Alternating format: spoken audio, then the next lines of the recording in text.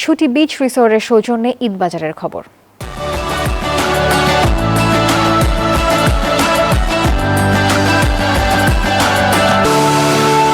ঈদ উল ফিতর সামনে রেখে কেনাকাটায় ব্যস্ত সময় পার করছেন রাজধানীবাসী।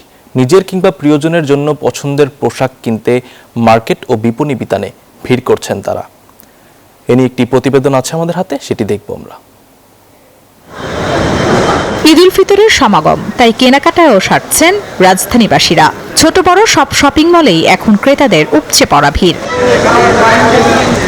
অন্যান্য বছরের মতো এবারও পোশাকে রয়েছে ভিন্নতা ও নতুনত্ব।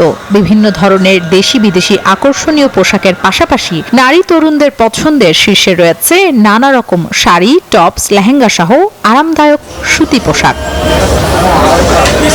আর পুরুষদের পছন্দের তালিকায় রয়েছে shirt, T shirt, jeans, trouser, panjabi সহ পাহাড়ি পোশাক।